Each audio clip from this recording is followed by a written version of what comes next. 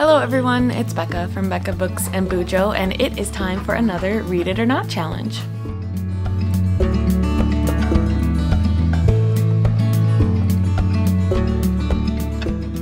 I may be in the biggest reading slump of my life, and so I'm hoping that this challenge can get me out of it.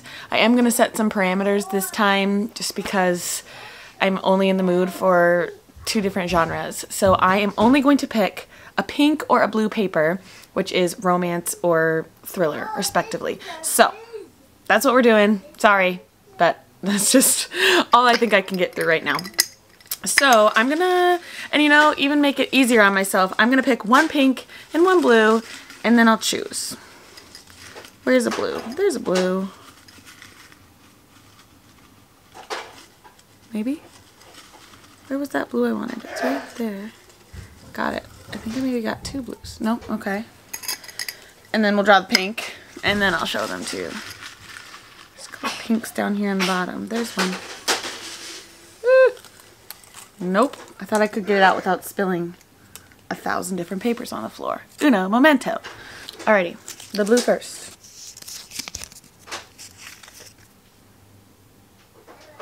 What does that say? Sweetwater by Kara Renard. Okay, this is on my Kindle. Doesn't sound promising. Let's see what the pink slip says.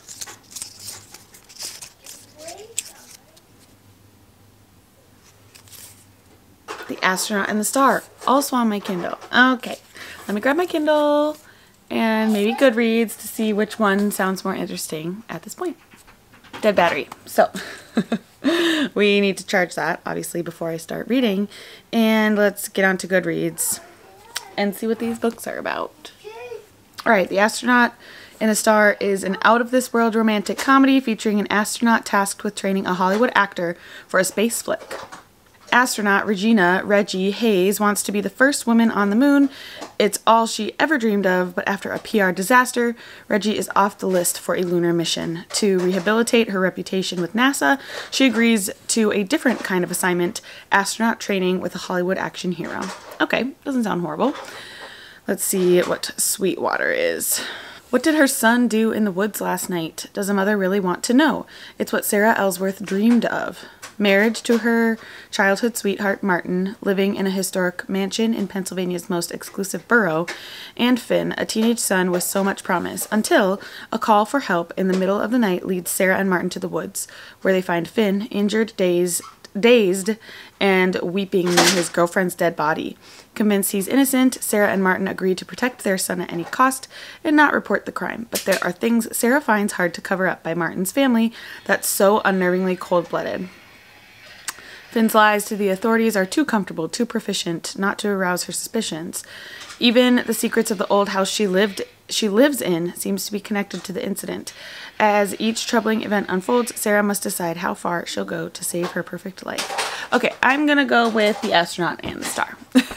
Just because I think romance might work for me and get me out of this slump. So I will check in a little bit once I've started reading and charged my Kindle.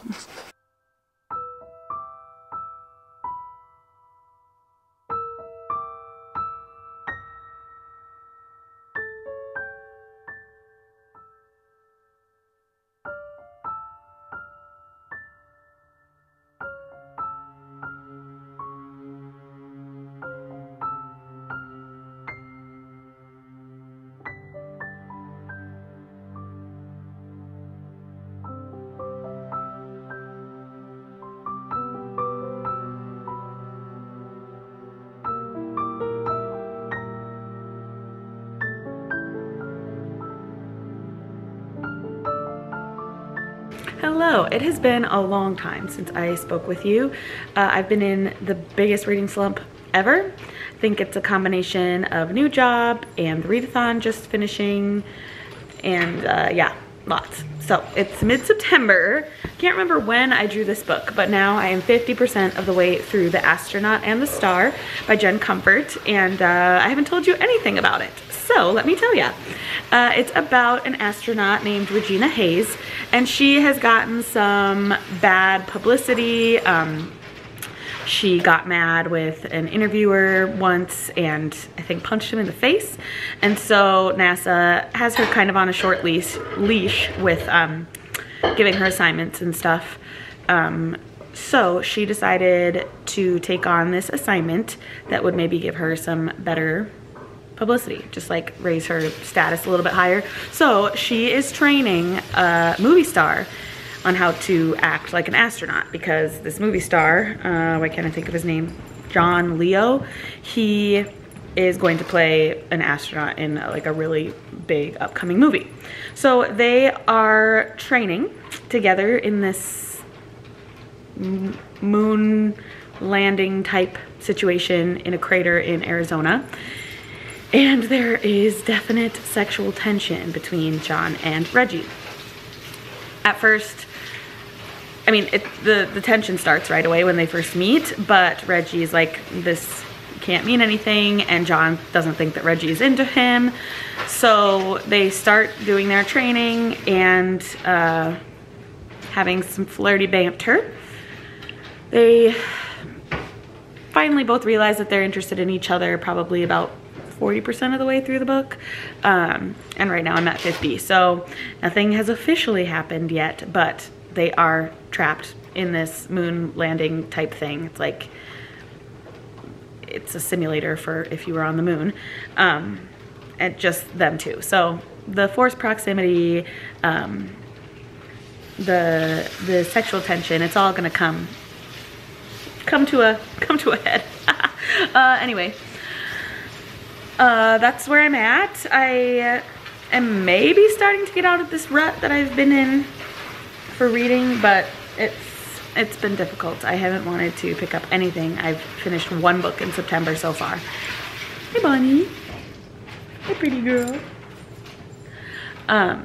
So yeah, that's where I'm at. I'm gonna keep reading a lot today. Hopefully I have laundry to do today, and I have this book both on Kindle and I can listen to it on Everand. So that's good. Multiple ways to read helps, I know. So that's all. I'm enjoying it. It's a little, it's not slow, it's like kind of predictable, I guess, maybe. The main male character is almost too sweet. Like, there's Theo. The kids have been playing outside.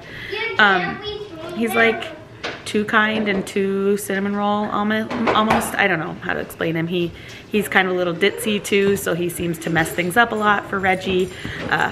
Yeah, so I don't know. I'm enjoying it for the fun, fluffy time that it is.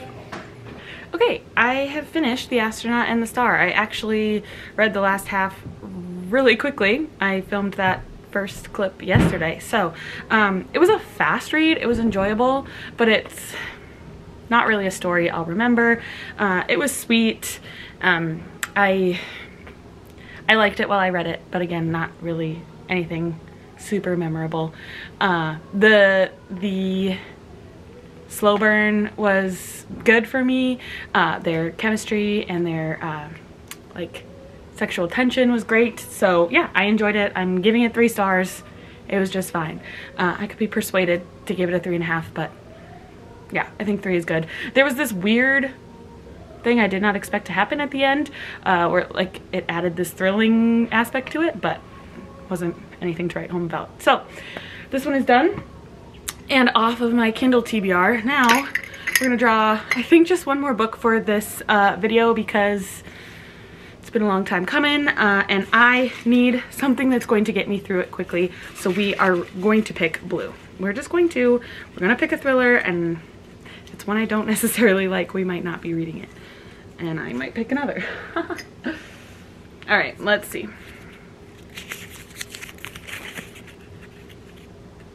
What does that say? In a Dark, Dark Wood by Ruth Ware. I've already read this. Okay. That was for my Patreon book club in July, I think. So great. We can get that out of there. Here's another blue one. Sorry, I also just did not have the energy to put any lighting up. So, all right. Next book. Oop, upside down. What does that say? Someone Else's Life by Lynn Liao Butler. I don't really think I want to read that. Okay, this is another one on my Kindle. It looks like this. And it says, a new life in paradise should have healed her wounds, but for a woman struggling to hold on to her family and her sanity, one stormy night could change everything. Blow by blow, Annie Lynn's life crumbles. Her dance studio goes bankrupt. Her mother and beloved dog are gone the same year. Then a terrible accident leaves her young son traumatized. It's time for a change. Palm trees, mai tais, peace and quiet. Annie should be at ease, safe in her new Kauai home with her husband and son. She hopes proximity to her family can provide them all with a sense of belonging and calm. But soon items from her past start turning up. Her dog's collar, a bracelet that disappeared years ago, and she has the unnerving sensation she's being watched. Reality begins to fracture, and Annie's panic attacks return. When, during a brewing storm, a woman appears on her doorstep looking for shelter, Annie is relieved to have the company and feels an unexplainable bond with her visitor. As the night progresses, Annie realizes the woman is no stranger. Their lives are inextricably intertwined, and Annie might just lose everything. Okay, we'll give it a try. See if it's thrilling enough to captivate me. Again, this is Someone Else's Life by Lynn Liao Butler.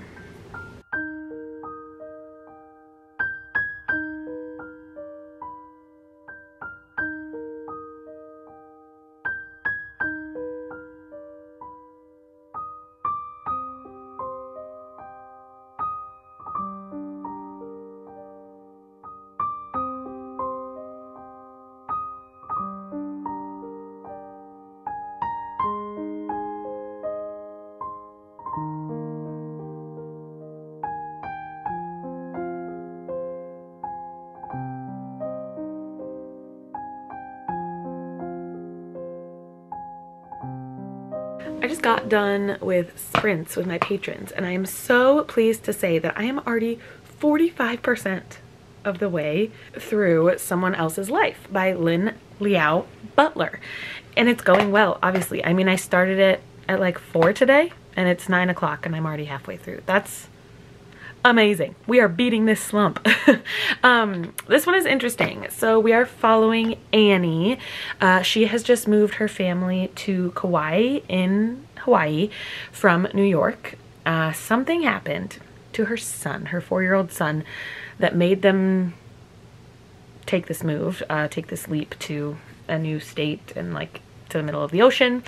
We are slowly learning what it is, but we don't quite know. We know a lot of bad things happened in Annie's life. Her dog died, her mom died, she lost her dance studio that she owned, and then she had to file for bankruptcy. So a lot happened in like a 1-year span of her life, and then was like pretty depressed and had panic attacks after that. Then something happened with their son, Finn, that made them move to Hawaii. Now that they're in Hawaii, her husband works at the airport, and they're just, I guess, trying to get settled. But one day, a huge storm hits while her husband is working, and her son happens to be at her dad's house. So she's alone at this house, and there's a knock on the door. It's a woman that seems eerily familiar, but she doesn't know who she is, and because it's like a torrential downpour, she welcomes this woman into her house, and they sequester from this storm together. This whole time, it's really creepy and eerie. Annie thinks she knows this woman. Her name is Serena.